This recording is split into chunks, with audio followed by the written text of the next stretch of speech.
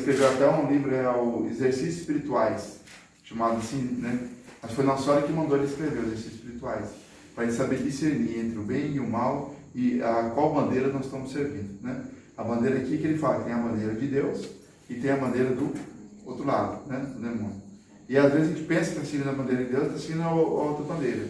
E aí então ele mostra como saber a qual bandeira nós estamos servindo. E que nós devemos estar sempre na bandeira de Deus, né? Basicamente é o que Nossa Senhora de Fátima pede às 3 crianças, né? Olha, faça a consagração, né, para poder se alistar nesse exército para o triunfo do meu imaculado coração. Claro que estou colocando aqui nas minhas palavras, né? Por fim, meu imaculado coração triunfará. Essas são as palavras de Nossa Senhora. Então, quando Nossa Senhora pede a consagração, nada mais é do que pedir para a gente passar para essa bandeira, que é a bandeira de Deus. Mas não é uma bandeira de sossego, é uma bandeira de luta. Você vai lutar nessa terra, é uma terra de luta contra o mal, né? Você vai ser caluniado, vai ser preso, vai ser... Mas Nossa Senhora vai ser o seu imaculado coração. Você sabia que até as 3 crianças foram presas? Acho que eu contei isso, não contei uma vez? Né? As pessoas ficam com as 3 crianças, né? 7 anos, 6 anos, Francisco 9, a Lúcia 10. E foram as 3 crianças presas por quê? Qual foi o crime que eles cometeram? Não é? Nenhum.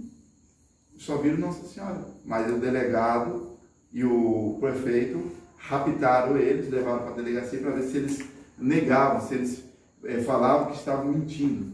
E aí o que a Lúcia disse? Olha, nós não podemos dizer que estão mentindo. Ele, por quê? Porque se a gente falar que estamos mentindo, aí nós estamos mentindo de verdade. E aí nós estamos pecando. E nós prometemos para a senhora, que jamais cometeríamos um só pecado. E aí botaram um azeite fervente, penduraram eles de ponta cabeça. Nega eles? Não, preferia morrer a negar.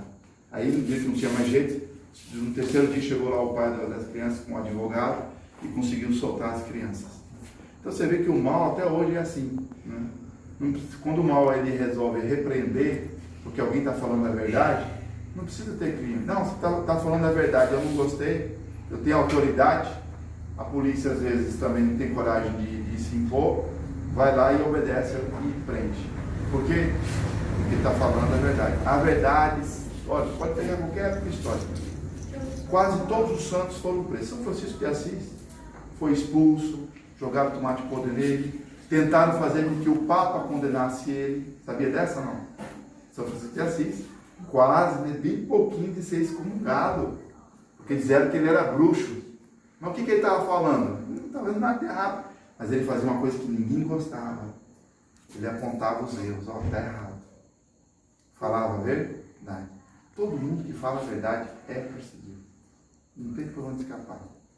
Isso começou na época de Jesus Cristo e até o final do mundo vai ser assim. Quando você fala a verdade, você incomoda.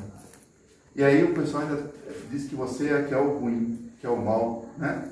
Quando os cristãos começaram a se desenvolver em Roma, a Roma antiga, que era proibida ainda o catolicismo, né? O que circulava nos banquetes romanos pagãos, né? Eles diziam, no banquete eles diziam que os cristãos comiam criancinhas lá nas catacumbas.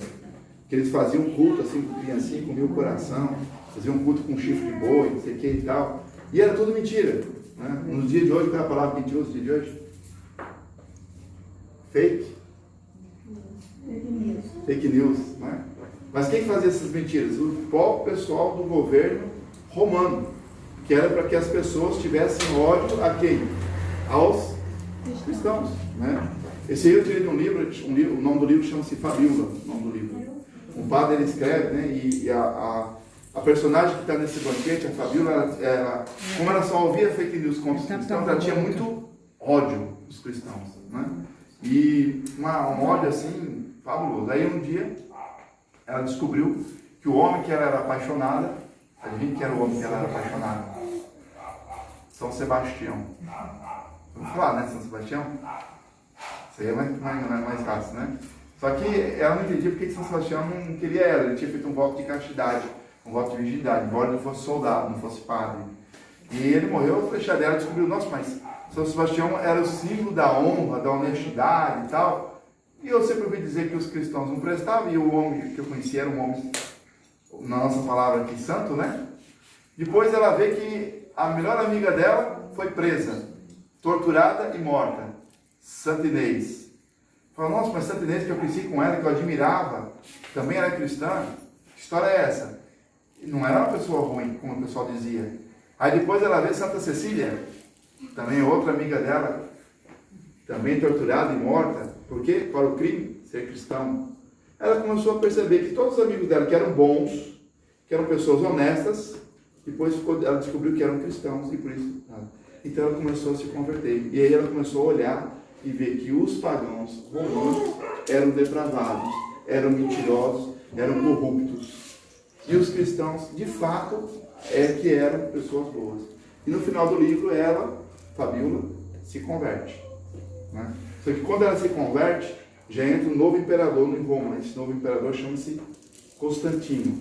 E Constantino, depois de um milagre, ele abre as portas do Império Romano para a Igreja Católica.